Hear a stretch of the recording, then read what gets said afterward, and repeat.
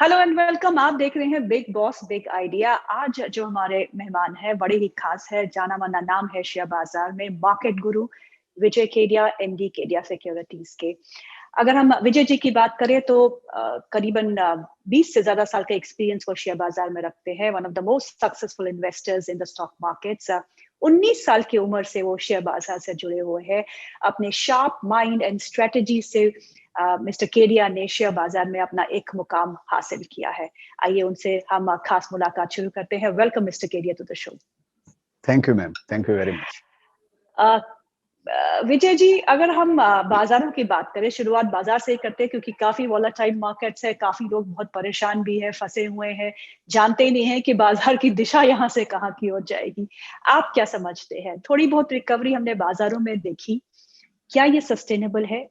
और अगर सस्टेनेबल है तो यहाँ से बाजार आपको किन की फैक्टर्स से या और किन की सेक्टर्स से ये बाजार आगे बढ़ेगा? देखिए मैम, सबसे पहले आपको बाजार के बारे में थोड़ा सा मेरा एक एनालॉजी है जो मैं आपके साथ में शेयर करना चाहता हूँ। श्योर। कि ये जो बुल मार्केट है ना, जिसको हम बुल मार्केट बोलते हैं अंग्रेजी में, ये बुल मार्केट है, ये कमजोर इन्वेस्टर पैदा करता है। जो भी इन्वेस्टर बुल मार्केट में पैदा होते हैं वो कमजोर क्वालिटी के इन्वेस्टर होते हैं। और ये कमजोर क्वालिटी के जो इन्वेस्टर होते हैं ये एक्चुअली बेयर मार्केट पैदा करते हैं। इनके कारण ही बेयर मार्केट आता है। फिर ये जो बेयर मार्केट जो चलता है थोड़े दिनों, ये बेयर मार्केट एक्चुअली मजबूत इन्वेस्टर पैदा करता है, होशियार इन्वेस्टर पैदा करता है ये बेयर मार्केट। और वो जो होशियार इन्वेस्टर जो होते हैं, जो बेयर मार्केट से तबके जो इन्वेस्टर निकलते हैं, वो होशियार हो जाते हैं और वो नया बुल मार्केट पैदा करते हैं। और फिर नया बुल मार्केट फिर वही कमजोर इन्वेस्टर पैदा करता है। तो ये एक साइकिल है जो 25-30 सालों से तो मैं देखता आया हूँ, और सेंचुरियों से यही साइकिल, सदियों से यही साइकिल चलते आ रहा है शेयर बाजार के अंदर में। तो ये यहाँ का क्रम है। ये जैसे लाइफ के अपने कई फेजेस होते हैं, सुख दुख, लाभ हानि, जीवन मरण, दिन रात, और हंसी खुशी, और जिस तरह हम लोग देखते हैं कि विंटर और समर, ये शेयर बाजार के यही क्रम है। ये क्रम ऐसे ही चलता रहेगा। और अभी का भी जैसा जो माहौल हुआ है, जो हम लोगों ने देखा कि 20 के बाद में जो भयंकर तेजी आई 21 के अंदर में, और वो उसी का ये क्या शेयर बाजार में बड़ा सीधा साधा सदे सदाए कुछ नियम है, 10-15 नियम ऐसे बड़े सीधे सदाए हैं कि जो जब भी यूफोरिया होता है, और जब इस तरह का यूफोरिया होता है कि शेयरों में अर्निंग नहीं है और शेयर 10 गुना हो गए, 5 गुना हो गए, और सब जो आज नए नए आ गए और आज कमा लिया कल कमा लिया, ये जब ऐसा यूफोरिया होता है उसके बाद में क्राइसिस की स्थिति पैदा होती है। ये एकदम सदा सदाया प्रकृति का नियम, ये उसी का ये परिणाम है। जो वो इतना बड़ा यूफोरिया हुआ था 21 के अंदर में, ये उसी का एक क्राइसिस का है। ये थोड़े दिन ये चलेगा, ये क्राइसिस थोड़े दिन में खत्म हो जाएगी। ये मेरा अपना पर्सनल अनुमान है कि कोई भी क्राइसिस इंडिया में ज्यादा चलती नहीं है, और ये थोड़े दिन में खत्म हो जाएगी। फिर एक नया बुल मार्केट का क्या अभ्युदय होगा या उदय होगा, ऐसा मेरी धारणा है। बिल्कुल सही, बहुत ऑप्टिमिस्टिक है आप, क्योंकि मैं आपके ट्विटर को हैंडल को फॉलो करती हूँ, मैं आपको बहुत सुनती हूँ। पर अगर हम इस बाजार की बात करें विजय जी, क्या आपको लगता है इस बाजार में इस समय जो बहुत बुरी बुरी खबरें हैं, it's priced in, the worst is priced in the market, या फिर आपको लगता है कि नहीं, अभी नहीं, यूक्रेन की क्राइसिस अभी भी चल रही है, क्रूड अभी भी $110 के ऊपर कामकाज कर रहा है, और यूएस की पॉलिसीज का पता नहीं, तो आप क्या कहेंगे? देखिए, मैंने तो मेरी जिंदगी में ये अनुभव किया है कि जब भी कोई भी क्राइसिस आती है, जो भी इस तरह के जो भी जब होते हैं, चाहे वो इन्फ्लेशन हो या इंटरेस्ट रेट हो या यूक्रेन वॉर हो, रशिया वॉर हो, जो भी हो, आप ये देखिए, जब रशिया और यूक्रेन वॉर हुआ, उस समय जब वॉर शुरुआत हुआ, उसमें मार्केट थोड़ा घटा, और उसके बाद में मार्केट वापस तेजी से बढ़ा। During the war also market वापस बढ़ा, रिएक्शन आया मार्केट के अंदर। तो मेरे को ऐसे लगता है कि मार्केट में जो भी अनिश्चितता की स्थिति जो होती है, वो अगर आप जानते हैं कि ये नेगेटिव फैक्टर है, तो मोर और लेस वो नेगेटिव फैक्टर प्राइस के अंदर में काउंट होता है। मोर और लेस मैं बोलता हूं, टाइमिंग डिफरेंट हो सकती है, हो सकता है और 1 महीना प्रोलॉन्ग हो जाए, वो दूसरी बात है। लेकिन जो फैक्टर आप जान रहे हैं कि इंटरेस्ट रेट ऐसे होने वाली है, इन्फ्लेशन ऐसे होने, यूएस में रिसेशन आने वाला है, यूएस में रिसेशन आने वाला है, इंडिया में रिसेशन नहीं आने वाला। अभी तक इंडिया में रिसेशन की कोई संभावना नहीं है, समझिए यूएस में रिसेशन आने वाला है, ये सारी दुनिया जानती है। उसी कारण आप देखिए स्मॉल कैप और मिड कैप जो है 50%, 75% तक डाउन हो चुके हैं। अमेरिका में तो ऐसे ऐसे शेयर है जो 90-90% तक गिर चुके हैं वो।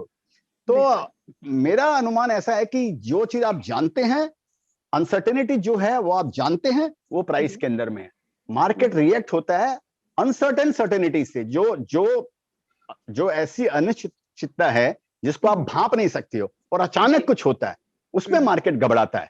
तो ऑफ कोर्स ये मेरा ऑप्टिमिज्म का व्यू है। मेरे को ऐसे लगता है कि मोरलेस ये प्राइस में है।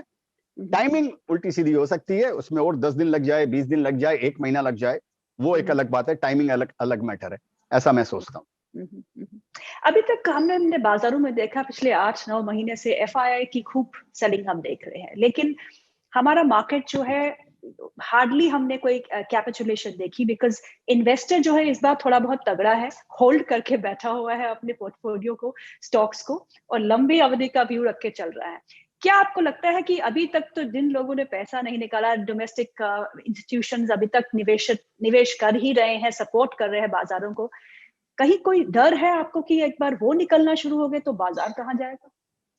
अब ये डर का तो कहीं कोई जिंदगी में जवाब नहीं है। ये डर आप खुद पैदा करते हैं कि तुम होगी तो ऐसा होता, तुम होती तो वैसा होता, ऐसा होता वैसा होता। ये तो इसका उत्तर कभी मिलना नहीं है। आप ये समझ लीजिए 25-27 साल हो गए एफआईएस को इंडिया में। 92-4 के बाद में एफआईएस आई थी, करीब 28-30 साल होने को आ गए। ऐसा माहौल कभी जिंदगी में मैंने तो नहीं देखा कि जब एफआईएस बेच रही हो और यहाँ पर मार्केट टिका हुआ खड़ा हो और डीआईएस ने सामना किया हो। जो घरेलू निवेशक है उन्होंने डट के सामना किया एफआईएस ने, और एफआईएस ने जो भी $25 बिलियन है, कितना बिलियन डॉलर जो भी 1-2 साल के अंदर में बेचा है। लेकिन आप ये समझ के चलिए कि उनका टोटल इन्वेस्टमेंट $550-600 बिलियन का इंडिया के अंदर में, उसमें 25 बिलियन अगर बेच भी दिया तो ऐसा कोई पहाड़ नहीं टूट गया।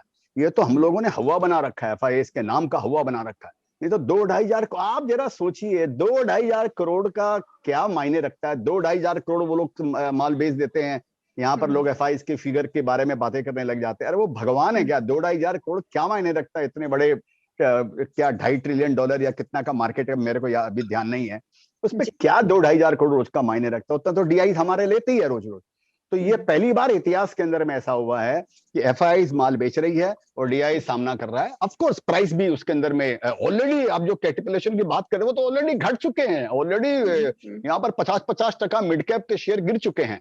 तो अभी बच्चे की जान लेंगे क्या? अभी आप ये स्थिति आप सोचिए मैडम, ये स्थिति सोचिए कि अब अगर ये कभी लेने के लिए आए तो इनको माल कौन देने वाला है? आप ये सोचिए, इनका माल एब्जॉर्ब हो गया, अब ये लेने आए। तो मेरा एक कोड भी था कि मजा तो उस दिन आएगा जिस दिन ये सेलर से बायर बनेंगे और उस दिन डीआईआई अग्रेसिव बायर बनेगी, तब खेला जमेगा, तब नया इतिहास रचा जाएगा इंडिया के अंदर में डीआईआई और एफआईआई का बीच में। मेरी विशफुल थिंकिंग है और मेरा ऐसी सोच है कि शायद ऐसा टाइम आएगा। बिल्कुल आएगा सर। मार्केट में अगर हम वैल्यू की बात करें, एक साल पहले हम बोलते थे वैल्यूएशन बड़ी स्ट्रेच्ड है, बहुत रिच वैल्यूएशन है इंडियन मार्केट्स की। क्या आपको लगता है कि अब वैल्यूएशन बिल्कुल फेयर हो चुकी है और ये सही टाइम है कुछ share large cap frontline stocks में निवेश करने का? क्योंकि आप का जो निवेश का पैटर्न है वो बेसिकली मिड कैप से ज्यादा फोकस्ड है। देखिए, मैं आपको बताता हूं, इस बात का एक उत्तर नहीं है, क्योंकि जब हम शेयर बाजार की बात करते हैं कि शेयर बाजार अंडर वैल्यूड हो गया या शेयर बाजार ओवर वैल्यूड हो गया, तो मेरे ख्याल से ये एक सही तथ्य नहीं है। क्योंकि शेयर बाजार की बातें करते माने हम 5,000 शेयरों की बातें कर रहे हैं, आप ये समझिए। और इंडेक्स की बातें कर रहे थे तो खाली 30 शेयरों की बातें कर रहे हैं कि डाउ जो है अपना समझिए सेंसेक्स के 30 शेयर या निफ्टी के 50 शेयरों की बातें कर रहे हैं। तो लेकिन दुनिया उनसे हटकर भी है, उनसे अलग भी एक दुनिया है। तो इस बोलकर मैं जनरली इंडेक्स के हिसाब से कभी शेयर बाजार को जज नहीं करता हूं। और मैं, जैसा आपने सही आपने कहा, मैं स्मॉल कैप और मिड कैप के अंदर में ज्यादा इन्वेस्ट करता हूं और उनका इंडेक्स से कोई लेना देना नहीं है। उनकी अपने एक अलग चाल होती है। ऑफ कोर्स वो प्रभावित होते हैं, प्राइमरी इंडेक्स घटता है या लार्ज कैप घटता है तो वो भी घटते हैं, लेकिन घटना बढ़ना जीवन क्रम है। मेरे को पर्सनली ऐसे लगता है कि कई शेयर्स ऐसे हैं, कई जगह आपको ऐसी आपको मिलेंगी जहां पर जो शेयर्स ऊपर से 50%, 60%, 70% घट गए हैं, और वो इसके कारण घटे हैं कि उनकी वैल्यूएशन हम लोगों ने यूफोरिक कर दी थी 2021 के अंदर में। लेकिन आज के दिन उनके फंडामेंटल पे कोई फर्क नहीं पड़ा है, लेकिन खाली वैल्यूएशन समझिए होनी चाहिए थी 500 रुपया, हमने उसकी वैल्यूएशन कर दी 1200 रुपया, 1500 रुपया यूफोरिया के अंदर में। आज वो घट के वापस 500 पे आ गए या 600 पे आ गए, 700 पे आ गए, 400 पे आ गए। तो वहां पे आपको जरूर अपॉर्चुनिटी मिलेगी। मेरे को लार्ज कैप में भी मेरे को अपॉर्चुनिटी लगती है, जो कि मैं इन्वेस्ट जनरली नहीं करता हूं मैं। और जनरली क्या करता ही नहीं हूँ, बहुत रेयरली करता हूँ। लेकिन ऑफ कोर्स मेरे को लार्ज कैप पे भी मेरे को अपॉर्चुनिटी मेरे को लगती है, जिस तरह से शेयरों को धोया गया है। और मेरा एक कोट भी है मैडम कि bull market is like sunlight, it is always there somewhere. इधर नहीं है तो उधर है, उधर नहीं है तो इधर है। आप अगर शेयर बाजार के निवेशक है तो आपका काम है उसी लाइट को खोजना, कहाँ पे वो लाइट पड़ रही है, कहाँ पे वो अपॉर्चुनिटी है, ये खोजना, यही आपका काम as an investor. Vijay sir, आपको डर नहीं लगता मिड कैप स्पेस में? क्योंकि मिड कैप स्पेस एक ऐसी स्पेस है, मतलब जब मार्केट घटना शुरू होता है तो मिड कैप की तो मतलब आप बहुत शार्प सेल ऑफ देखने को मिलता है, और बहुत सारे निवेशक जो है वो डर के मारे छोड़ के भाग जाते हैं। तो आपको डर नहीं लगता मिड कैप स्पेस या स्मॉल कैप स्पेस से? नहीं, मेरे को तो डर में मजा आता है मैडम, एक्चुअली डर से क्या डरने का। मेरा एक कोट भी है, risk is not knowing the risk in the risk. देखिए दुनिया में हर चीज रिस्की है। हम यहाँ पे बैठ के बातें कर रहे हैं, ये भी रिस्क है, कभी अर्थक्वेक आ सकता है, कभी सुनामी आ सकता है, कभी कुछ भी हो सकता है। तो पूरी जिंदगी रिस्क, हम रिस्क में ही जीते हैं। आपको असेसमेंट करना है कि इस रिस्क में कितनी रिस्क है। तो जहां तक मिड कैप का सवाल है, मैं कोई भी ऐसे मिड कैप के अंदर में इन्वेस्ट नहीं करता हूं जो ऑपरेटर ड्रिवन हो, जिसके अंदर में बैलेंस शीट फर्स्ट हो, या जिसके अंदर में मैनेजमेंट खेलता हो। ठीक है, मेरा एक कोट है मैडम कि समझिए 6000 शेयर्स लिस्टेड है, 6000, और समझिए हम लोग बात करते हैं कि देयर लार्ज कैप है, मिड कैप है और स्मॉल कैप है, जो भी बात कर रहे हैं। मेरा एक कोट है, एक कैप और भी है इंडिया के अंदर में, और वो है भंगार कैप, वो स्क्रैप कैप है। हाँ, और ये 6000 में से कम 5000 शेयर उसी कैटेगरी के अंदर में आते हैं मैडम, जो भंगार कैप है। ये अच्छे टाइम में आते हैं, पतंगों की जैसे, और रात भर का मेहमा अंधेरा, और वो रात भर में आते हैं, सुबह साफ हो जाते हैं। वो बुल मार्केट में आते हैं और उसके पहले वो सब साफ हो जाते हैं। मेरा काम इतना ही है कि मैं ऐसे शेयरों को अवॉइड करता हूं जिसमें मैनेजमेंट प्ले करता हो, या ऑपरेटर प्ले करता हो, या बैलेंस शीट फर्स्ट हो, या जिसमें क्लैरिटी नहीं हो। तो इस बोलकर मेरे को डर नहीं लगता है। मैं जब कैश रखता हूं मैम, तो मेरे को डर लगता है, तो मैं अनईजी हो जाता हूं, तो मेरे को रात को नींद नहीं आती कि पैसा मेरे पास में बैंक में पड़ा है। तो मेरे लिए मेरे को डर नहीं लगता है।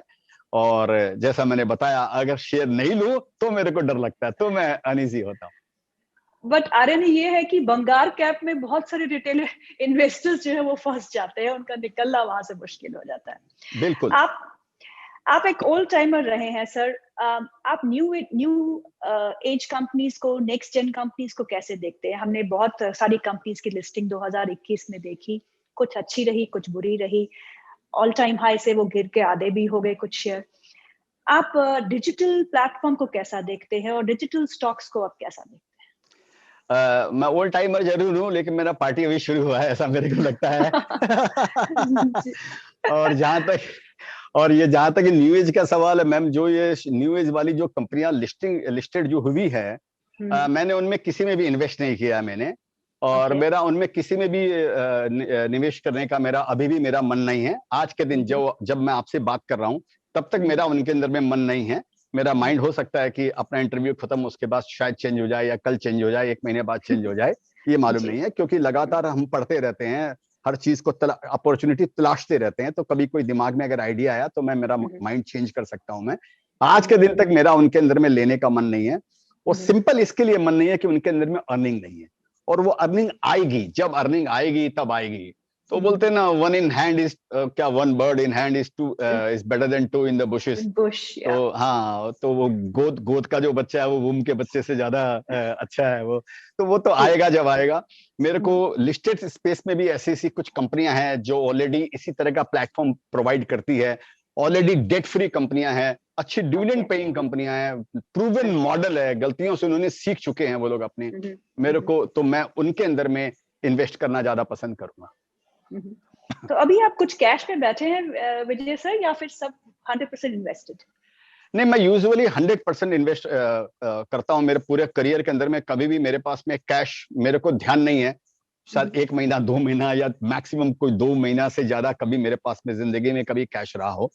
और अभी पिछले करीब 15 दिन से मेरे पास में कुछ कैश है, क्योंकि मैंने कुछ ऐसे शेयर्स बेचे हैं जो ऑल टाइम हाई पे चल रहे हैं, और जो पब्लिक डोमेन पे नहीं है। पब्लिक डोमेन पे वो शेयर आते हैं जो 1% से ज्यादा होते हैं, तब शेयर होल्डिंग पैटर्न में आता है।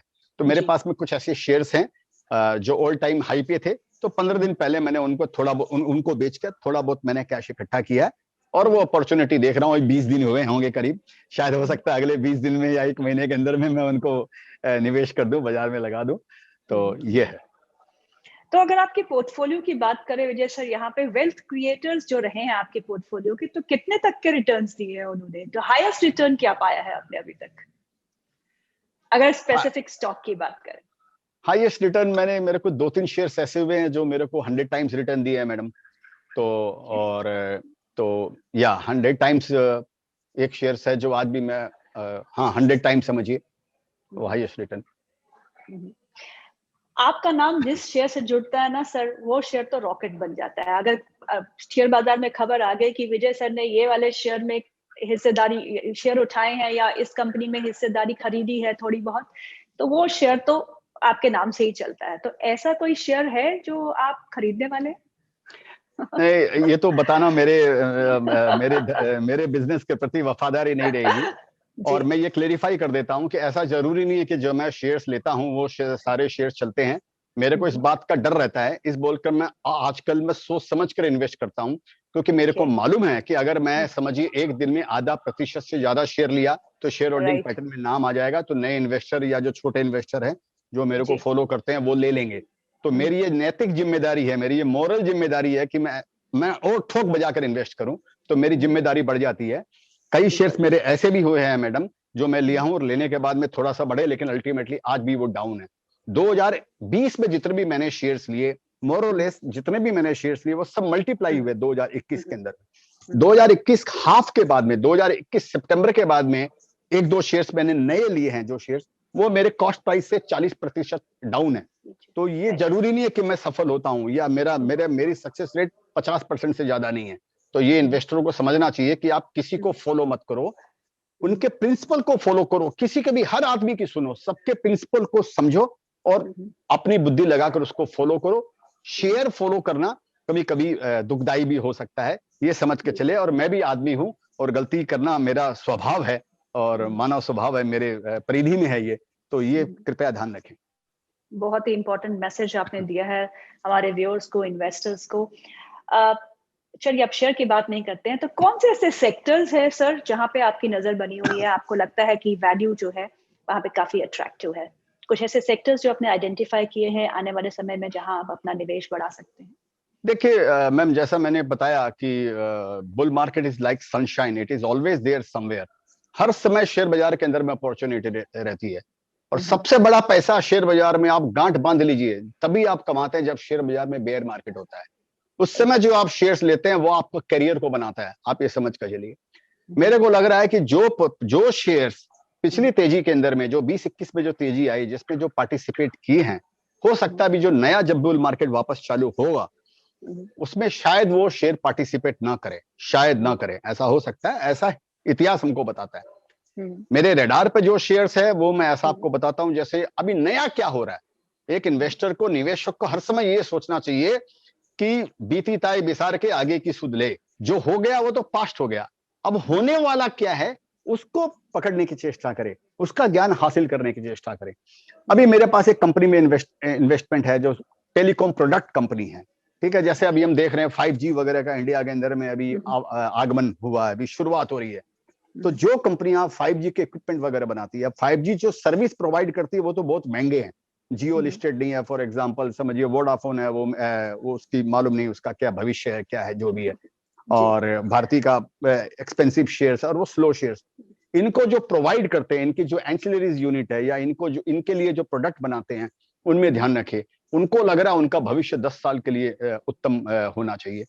इसी तरह मेरे को क्या लगता है मैम कि इंडिया के अंदर में 12-13 साल बाद प्राइवेट कैपेक्स शुरू हो रहा है। अभी तक 2007-8 के बाद इंडिया में आप कोई 10,000 करोड़ का प्लांट नहीं बता पाएंगे कि किसी इंडस्ट्रीज ने 10,000 करोड़ का प्लांट बैठाया, लोगों ने बंद कर दिया, बने नहीं। और बने तो वो गतरस में चले गए, वो बिक गए, अभी एनसीएलटी में चले गए, लोगों ने खरीद लिए, लेकिन नई कैपेसिटी पैदा नहीं हुई है।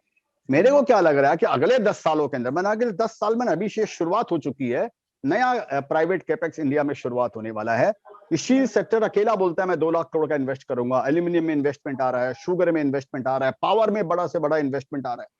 हर इंडस्ट्री के अंदर में कैपेक्स का बूम चालू हो रहा है। इसलिए मेरे को लगता है कि इंडिया में शायद रिसेशन नहीं आएगा, यूएस में आए तो आ सकता है, क्योंकि हम लोगों ने फ्री नोट प्रिंट भी नहीं किए और बांटे भी नहीं हम लोगों ने, हम बड़े कॉशियस रहे आरबीआई की जो पॉलिसी रही है। बिल्कुल। तो ये जो कैपेक्स के लिए जो कंपनी सपोर्ट करेगी, जो कैपेक्स के लिए जो इक्विपमेंट बनाएगी, मेरे को लगता है उन कंपनियों का उनका भविष्य अगले 4-5 साल अच्छा रहना चाहिए। विजय सर, आपने प्राइवेट इन्वेस्टमेंट की बात की, लेकिन अब साइकिल जो है वो बदल चुका है। इंटरेस्ट रेट बढ़ रहे हैं और आगे और बढ़ेंगे। क्रूड का दाम जो है हमें पता है रिकॉर्ड हाई पे है, उसके चलते हुए इन्फ्लेशन जो है वो बढ़ रही है। कमोडिटी साइकिल टर्न हो चुका है। पहले हम सुपर साइकिल की बात कर रहे थे, वो तो मेरे को लगता है कि वो तो मर ही चुका है साइकिल। अब वो कमोडिटी के दाम नीचे आना शुरू हो गए हैं। Semiconductor shortage, supply side constraints, ऐसे में आपको लगता है कि प्राइवेट इन्वेस्टमेंट जिसकी हम बात करें, जिसकी आपने भी बात की, जो बहुत अनाउंसमेंट्स भी आ चुकी है, उनमें थोड़ा डिले होगा? देखिए, मेरे को नहीं लगता कि हो सकता है थोड़ा बहुत डिले हो भी सकता है, लेकिन कितना डिले आप बात कर रहे हैं? हो सकता है 1 क्वार्टर डिले हो जाए, हो सकता है 6 महीना डिले हो जाए। हम तो 14 साल के वनवास के हिसाब से यहाँ पर बैठे हुए 2008 के बाद में कि कब प्राइवेट कैपेक्स आएगा। तो हमारे लिए 6 महीना क्या बड़ी बात है अगर आप एक लॉन्ग टर्म इन्वेस्टर हो। और दूसरा, मैडम कितनी बार इन्फ्लेशन ऐसा हुआ है, 11-12% में इन्फ्लेशन इंडिया के अंदर में हुआ है। और मैंने ऐसे मार्केट भी देखे हैं जहाँ 11-12% इन्फ्लेशन में भी शेयर बाजार तेज हुआ है।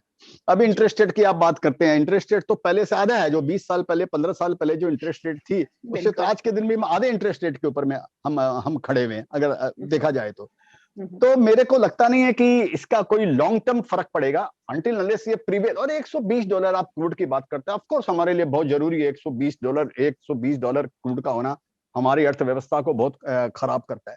लेकिन अगर आपको याद हो तो शायद मेरे को 2008 में भी $135 का भाव हो गया था क्रूड का। 2007-8 में समथिंग ऐसा हो गया। ये साइकिल है मैडम, ये चलता रहेगा। ये इसका अपने पास में उत्तर भी नहीं है, और ये हम इसके उत्तर देने के लायक भी नहीं है। इसका यही उत्तर है कि ये तो फेजेस हैं तेजी और मंदी के, और ये चले थे और वापस अभी क्रूड ऊपर से गिरा है। मेरे को लगता है वापस थोड़े दिन के अंदर में ये सेटल हो जाएगा। और कमोडिटी के प्राइस के जो आप बात कर रहे हैं, सुपर साइकिल आप बात कर रहे हैं, ये तो बहुत अच्छी बात है। आप समझिए एल्यूमिनियम के भाव ऊपर में $3800 हो गए थे, और 2 साल पहले एल्यूमिनियम का भाव अगर मेरे आंकड़े अगर सही है तो कोई $1800 थे। 1800 का एल्यूमिनियम $3800 हो गया एलएमई में। $3800 वाला वापस $2500 आ गया। तो $2500 के अंदर में एल्यूमिनियम प्रोड्यूस करने वाली कंपनियां दिवालिया नहीं होने वाली है, क्योंकि अभी भी 2 साल के बाद, 2 साल से अभी भी वो 25-30% ऊपर में अभी टिके हुए उनके भाव है। जो 3800 का जो भाव आपने देखा वो साफ हो गया, वो बहुत अच्छी बात है। वो साफ होने से एक्सपेंशन पे फर्क अच्छा असर पड़ेगा। जो कंपनियां उन प्रोडक्ट को खरीदती है, जो स्टील खरीदती है, जो एल्यूमिनियम, निकल, जिंक खरीदती है, उनको तो बहुत बड़ी राहत मिल गई ना। तो हमको ऐसा सुपर साइकिल नहीं चाहिए कि जिसमें खाली एक इंडस्ट्री कमाए और 99 इंडस्ट्री बर्बाद हो जाए। हमको इस तरह का मॉडरेट साइकिल चाहिए कि भैया 2 कदम तुम भी चलो, 2 कदम हम भी चले, तुम भी कमाओ और हम भी कमाएं, तो ही प्रोस्पेरिटी आएगी मैडम। तो मेरे लिए ये अच्छी मेरे को लगता है कि ये अच्छा माहौल पैदा हुआ है जो मेटल के प्राइस घटे कमोडिटी में। सर, आप कोर अर्निंग्स की अगर बात करें तो वहां पे आपको कुछ दिक्कत लगती है कंपनीज में? क्योंकि जो फर्स्ट क्वार्टर हमारा बीता है, अगले महीने से हमारे फर्स्ट क्वार्टर के नतीजे भी आना शुरू हो जाएंगे, तो वहां पे तो मार्जिन पे दबाव हमको देखने को मिलेगा कि क्रूड जो है $135 के पास आ चुका था। क्या आपको लगता है कि कोर अर्निंग्स में आने वाले कुछ क्वार्टर्स थोड़ा डिफिकल्ट रहेंगे कंपनीज के लिए? मेरे पास इसका उत्तर नहीं है, क्योंकि मैं कभी भी क्वार्टर अर्निंग नहीं देखता हूँ। अर्निंग देखता हूं, ऐसा नहीं है, क्योंकि सामने अगर मेरे आंकड़े आए तो मैं उनको देखता हूं। देखता नहीं हूं का दूसरा देखता नहीं हूं का मतलब है कि मैं उसके आधार पर कभी इन्वेस्ट नहीं करता हूं। मैं जो इन्वेस्ट करता हूं, कभी मेरे दिमाग में ये नहीं रहता कि इस क्वार्टर में ये क्या क्या कमाएगा, सेकंड क्वार्टर में क्या कमाएगा। ये खाली एक गेम के हिसाब से मैं सोचता हूं कि ये कमाएगा, वो कमाएगा, और मेरा आधारशिला नहीं है इन्वेस्टमेंट करने की। मैं ईयर ऑन ईयर सोचता हूं कि ये कंपनी अल्टीमेटली 2 साल के अंदर में क्या बनने वाली है। ये मैं देखता हूं कि ये चूहा है, ये बिल्ली बनेगा कि नहीं बनेगा, या बिल्ली है, ये कुत्ता बनेगा कि नहीं बनेगा, इसका ट्रांसफॉर्मेशन होगा कि नहीं होगा। मैं खाली वो देखता हूं, क्योंकि मेरा इन्वेस्टमेंट रहता है 5 साल के लिए, 10 साल के लिए। अगर मैं क्वार्टर ऑन क्वार्टर अगर देखूंगा तो मैं फिर टिक नहीं पाऊंगा। तो मेरे ख्याल से लॉन्ग टर्म इन्वेस्टर को क्वार्टर ऑन क्वार्टर खाली एक जुगलबंदी के लिए देखना चाहिए, अपना दिमाग लगाने के लिए देखना चाहिए, उसके आधार पर इन्वेस्टमेंट नहीं करना चाहिए। रही आपकी बात, हो सकता है एक क्वार्टर अच्छा है, दूसरे क्वार्टर खराब आ जाए, तीसरा क्वार्टर वापस सुधर जाए। शेयर बाजार में क्या होने वाला मैम, सिंपल आप समझ लो, किसी को कुछ नहीं मालूम है। सब तुक्का मारते हैं, बड़े से बड़े अर्थशास्त्री यहाँ पर तुक्का मारते हैं। जब ट्रेन जिस दिशा में ट्रेन जा रही है, उस दिशा में आप धक्का लगाएंगे तो आपको लगेगा कि आप ही ट्रेन चला रहे हो। आप आप ही के कारण ये ट्रेन चल रही है, आप सब समझ रहे हो। उल्टी दिशा में चलती है, तब आप रोक के दिखाएं तो मालूम पड़ेगा कि आप में कितना दम है। तो यहाँ पर कोई कुछ नहीं समझता है। अगर आप लॉन्ग टर्म को सोचने का नजरिया अगर बनाते हैं तो आधों से ज्यादा प्रॉब्लम आपकी यूं ही सोल्व हो जाती। बहुत सारे नए निवेशक बाजार में आए हैं सर पिछले 2 साल में। अगर हम डीमैट्स अकाउंट्स की संख्या देखें तो बहुत ज्यादा बढ़ गई है, और इस करेक्शन में बहुत सारे निकल भी गए होंगे। तो न्यू एंट्रेंट्स जो है, नए निवेशक जो है, जो अब इस फॉल को एनकैश करना चाहते हैं, बाजार में प्रवेश करना चाहते हैं, अपना नया इन्वेस्टमेंट जर्नी शुरू करना चाहते हैं, उनके लिए क्या सलाह होगी आपकी? देखिए, मेरे को जैसे जैसे मैंने बताया, ये कुछ नया ही इंडिया के अंदर में हुआ है कि आप 9 करोड़ 10 करोड़ डीमैट अकाउंट खुल गए उसके अंदर में। तो ये जो पहले भी जिंदगी में कभी ऐसा इतिहास में ऐसा नहीं हुआ कि जो नए इन्वेस्टर आए और जिस हिसाब से उन्होंने इन्वेस्ट किया है। लेकिन मेरे को मैं ये बोलना चाहूंगा, ये तो बहुत एक पहला बात तो ये बहुत अच्छा समाचार है। आप ये समझिए कि हाँ भी अभी नया जो यंग लोग जो आने वाले हैं, यंग लोग शेयर बाजार के अंदर में आ रहे हैं और वो मार्केट के अंदर में घुस रहे हैं। लेकिन ये समझ के चलिए कि वो पहले जब शेयर बाजार में घुसता है ना, तो पराजय निश्चित होती है। ये पहले पहले आप घुसेंगे तो आपकी पराजय निश्चित है, और पहली पराजय आपकी सफलता की सीढ़ी की शुरुआत करती है वहां पे। तो ये जो नए इन्वेस्टर जो आए हैं, इनको कुछ चीजों को ध्यान रखना चाहिए। एक तो यहाँ पर ये जुए का अड्डा नहीं है, शेयर बाजार को समझना चाहिए कि रिस्की बिजनेस है ये मैंने मेरे ट्विटर में कई बार, मैंने हर समय मैं ये डालते रहता हूँ। तो उनको एक हैंड होल्डिंग की जरूरत है। ये नए इन्वेस्टर जो आ रहे हैं इतनी तेजी से, ये एक नया इतिहास लिखने वाले हैं। यही इन्वेस्टर ऐसा काम करेंगे कि जब एफआईज लेने के लिए आएगा तो उनको माल नहीं मिलेगा शेयर बाजार के अंदर में। ऐसा हो सकता है। इसके अंदर में ये नहीं नए इन्वेस्टरों का योगदान होगा, लेकिन इनको हैंड होल्डिंग की जरूरत है कि ये शेयर बाजार को समझें, इसको जुआ ना समझें और इसको गेम नहीं समझें, इसको एक व्यापार का जरिया समझें। और नया इन्वेस्टर, मेरी राय उनको ये रहेगी कि वो आए और म्यूचुअल फंड के थ्रू शेयर बाजार के अंदर में इन्वेस्ट करें, ताकि वो शेयर बाजार के निटी ग्रिटी को आप वो समझ जाए।